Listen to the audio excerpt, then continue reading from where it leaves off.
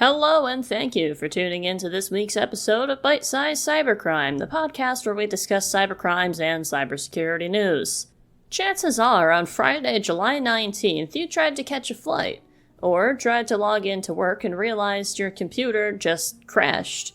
Or maybe you could log in, but you lost some access that you used to have. Maybe your IT department or the airport told you it had something to do with a company called CrowdStrike.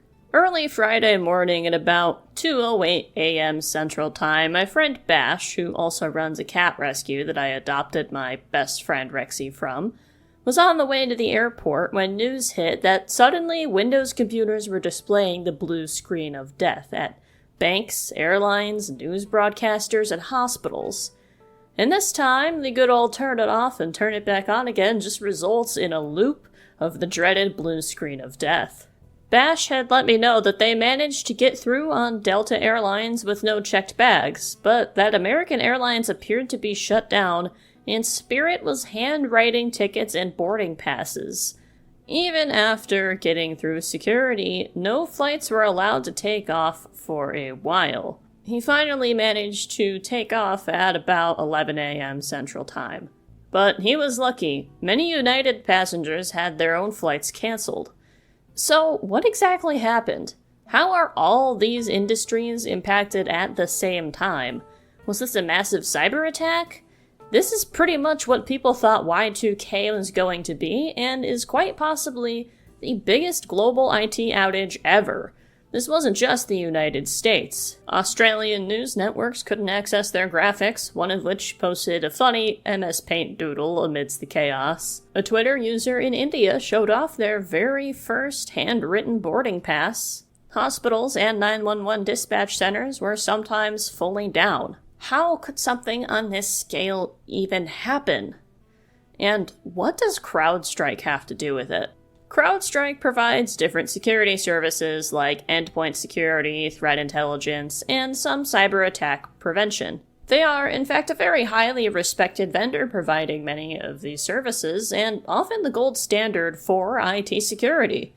They have nearly 30,000 customers of all different sizes, including many Fortune 500 companies. CEO George Kurtz announced that they are actively working with customers impacted by a defect in a content update that impacted Windows hosts, and did confirm that this was not a cyber attack, just some kind of botched update. This update was to one of CrowdStrike's flagship products known as Falcon. Falcon is a cloud-based solution that packages a lot of different security solutions into one single hub for easy use by security teams. An update on Friday morning installed a faulty driver into the core of the Windows operating system that prevented it from booting normally. Some people on Twitter, now X, investigated the file and found that it was 42 kilobytes of zeros. This is pretty abnormal and should have been caught in some sort of testing, but it wasn't. Or maybe it was corrupted somewhere along the way and then released to the general public. But the good news is that CrowdStrike has quickly deployed a fix. Sort of. The good news is the source of the defect was contained, and it can't be downloaded to any more machines. The bad news is that the machines with the feared blue screen of death can't be easily fixed by CrowdStrike, even though a fix was released, because they don't have access to the affected machines, since those machines can't boot. They just error out before they go through the full cycle. If the machine can't boot, it can't connect to the internet to download the fix. CrowdStrike provided a solution which is pretty simple and pretty quick. You simply boot Windows into safe mode or the Windows recovery environment. You need to navigate to a directory called Windows System 32 Drivers CrowdStrike and delete a file called c-0000291*.sys. One thing to note is that the asterisk here is not actually in the file name, it's acting as a wildcard. There's actually quite a few different file names that can occur, and the asterisk will basically include all possible options for this. After you delete the faulty driver, you just reboot again and everything's good. Sounds pretty simple, right? And that may be quick and easy to do on one machine, But imagine a large company with thousands of computers, a staff of maybe 10 IT people being generous.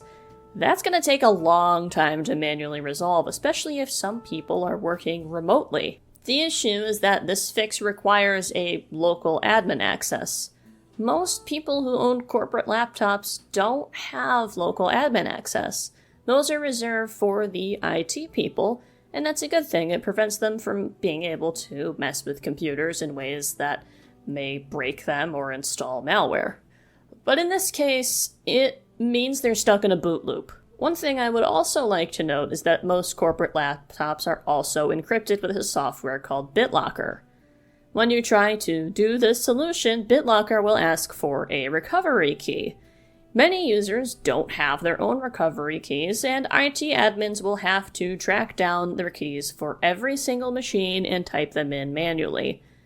Now, you should be managing your BitLocker keys well, but the truth is, many companies don't, and if that's the case, it could be a huge pain in the neck to track all those down. And again, none of this is particularly hard to do, and you could theoretically talk a user into it, but if they don't have local admin access, they can't do it. They are effectively out of commission until the IT department can manually fix their machine.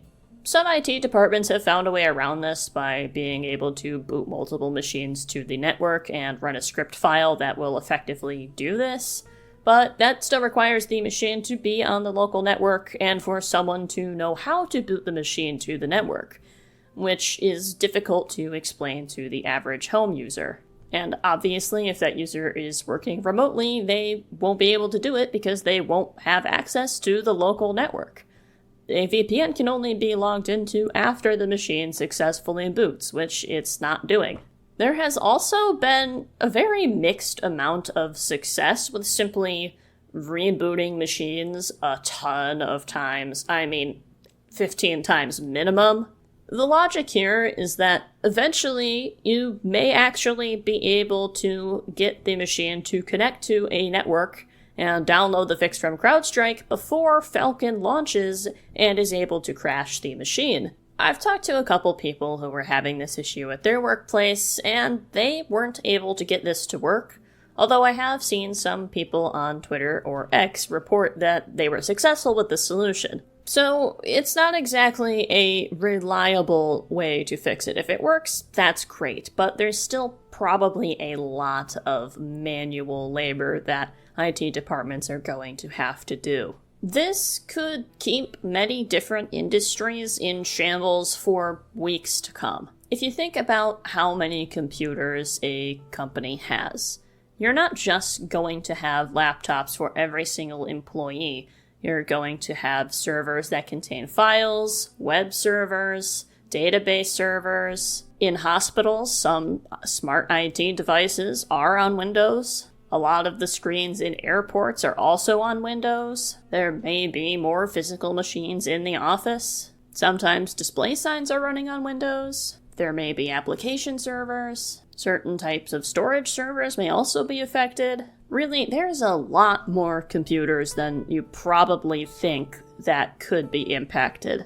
And I think it's safe to say that most IT companies are not equipped to have to manually update every single computer in their enterprise in the case of this type of emergency. There is a silver lining to this, which is that both Mac OS and Linux devices are not impacted.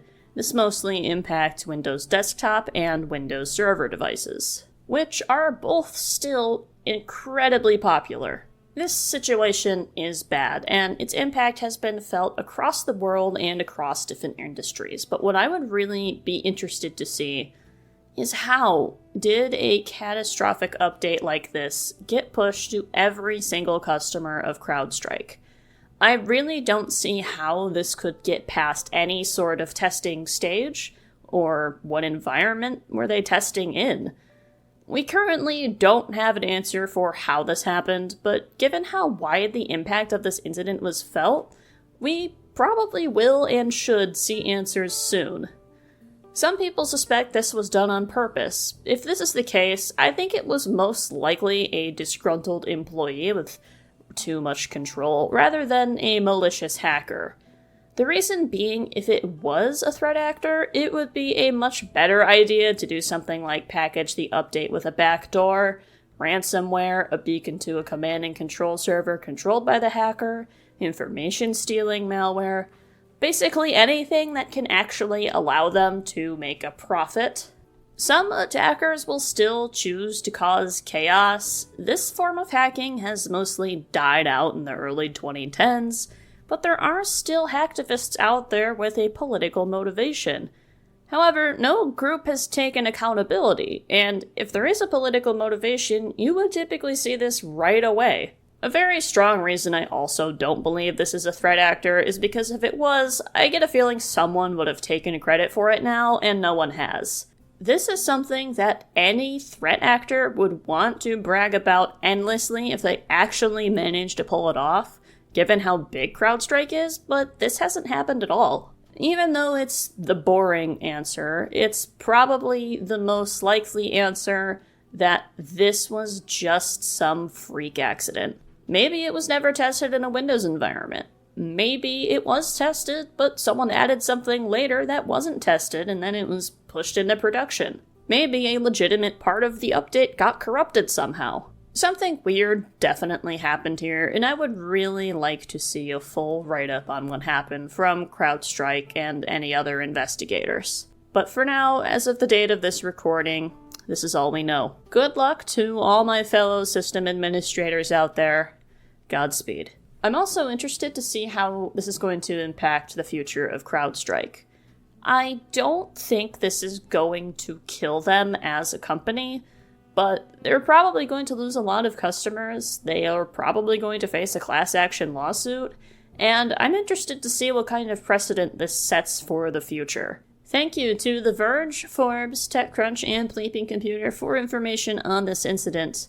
And of course, thank you for tuning in to this week's episode of Bite Size Cybercrime, and until next time, stay secure.